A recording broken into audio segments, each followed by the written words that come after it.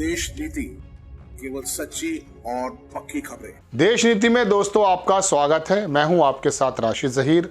Bharatiya Janata party के नेताओं के बयान आपने बहुत बार सुने होंगे कि इस पार्टी में परिवारवाद है, यानी कि सुनने में अच्छा भी लगता है। वैसे कभी कभी एक पार्टी के नेता का अगर बेटा राजनीति कर रहा है तो वो कह देते हैं कि कांग्रेस में इस प्रकार से हो रहा है, मुलायम सिंह की पार्टी में होता भी है, इसमें कोई दो राय नहीं है। लेकिन एक पूरी फहरिस्त है भारतीय जनता पार्टी के नेताओं के बेटे जो बड़ी बड़ी पोस्ट पर फायज हैं, आपको मालूम है। एक बात तो है ये।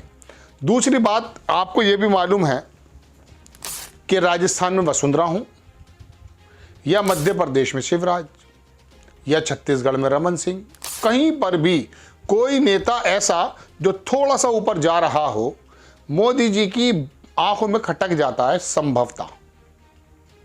उसके नुकसान भी होते हैं। राजस्थान के अंदर बात निकल कर आई कि साहब वसुंधरा के बिना चुनाव जो है मुश्किल है, लेकिन नहीं, अपनी हट है, लड़ेंगे।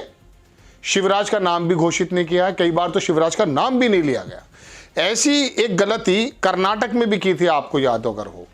येदियुरप्पा को साइड लाइन करके पूरा लिंगायत समाज भारतीय जनता पार्टी से थोड़ा विमुख हो गया था।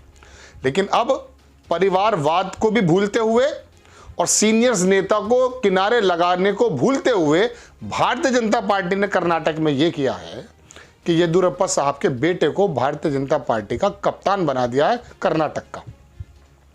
थोड़ा सा मैं आपको कर्नाटक लेके चलूंगा 2024 में भी, लेकिन पहले खबर देख लें। जनसत्ता ने छापा कि साउथ में बीजेपी का बड़ा दांव, कर्नाटक में हार के बाद येदियुरप्पा के बेटे को सौंपी गई राज्य की कमान।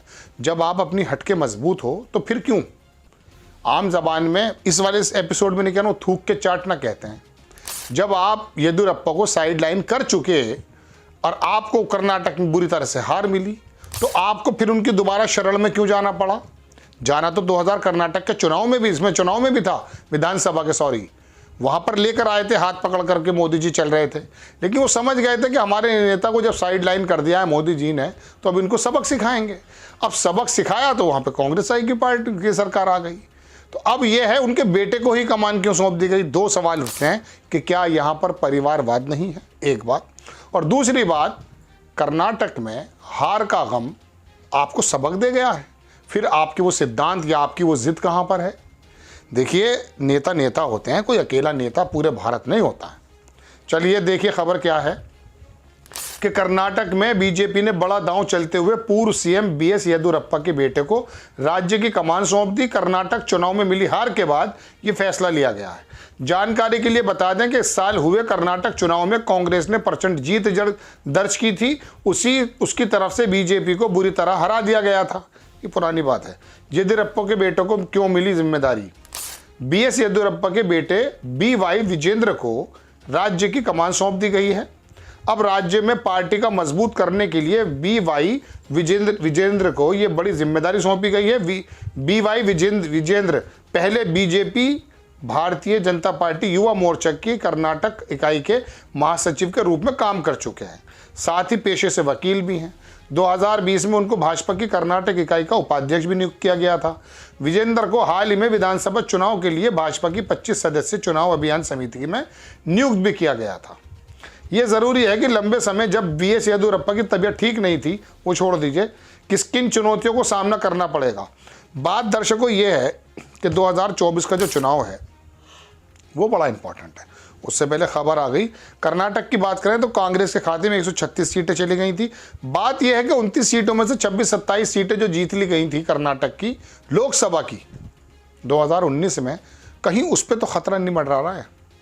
बोम्मई की सरकार आ रही है, जा रही है, लेकिन नहीं, हमें अपनी जिद पे रहना, येदियुरप्पा को साइड लाइन ही लगा के रखना है।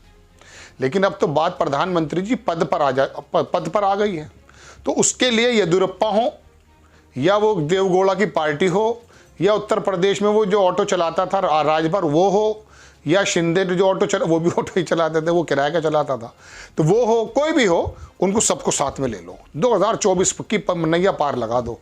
फिर सिद्धांत कहाँ चले गए? मजबूत व्यक्ति के तो शब्दों के अंदर जान होती है, वो अपने न सिद्धांत से हटता है न अपने शब्दों से हटता है। परिवारवाद भी है यहाँ। येदियुरप्पा के बेटे को लगभग, देखिए पार्टी का जो अध्यक्ष होता है ना स्टेट का, वो मुख्यमंत्री के बराबर होता है लगभग। आप उसको सौंप रहे हैं, उनके बेटे को कैसे सौंप रहे हैं आप? यहाँ पर परिवारवाद कहाँ चला गया? और दूसरी बात, जब आपकी ज़िद, आपका कह सकता हूँ कि आपके जो एथिक्स हैं, आपके जो सिद्धांत हैं, वो ये हैं कि जो भी तजुर्बेकार नेता बड़ा होगा उसे हम बर्फ़ में लगा देंगे, तो अब आपको उन्हीं की शरण में क्यों जाना पड़ रहा है? चूँकि वहाँ पर लगभग 16% के करीब या 21%, मैं एग्जैक्टली भूल रहा हूँ, वोकालिंगा और लिंगायत अच्छा समाज है, वो समाज ज़्यादा है, भारतीय जनता पार्टी की जीत के अंदर किरदार निभा सकता है। तब उनके बेटे को बीजेपी अध्यक्ष बना दिया गया है, और पीछे उनको कैसे कैसे आरोप लगाकर, या उन पर थे भी, उन्होंने घोटाले किए थे, हटा दिया था आपने। लग रहा था कि आप तो बिल्कुल सफाई करना है। या तो वो लगा था महाराष्ट्र से जो बूढ़ा आया था वो अन्ना हजारे, फिर उसका चेला केजरीवाल लगा था कि सफाई कर देगा, ये आप लग रहे थे। लेकिन दर्शकों, लंका में सारे 52 गज के हैं। आपको खबर कैसी लगी अपनी राय कमेंट्स बॉक्स में ज़रूर दीजिए। चैनल को सब्सक्राइब कीजिए, शेयर कीजिए। नेक्स्ट टाइम मैं किसी खबर के साथ आता हूँ। जय हिंद।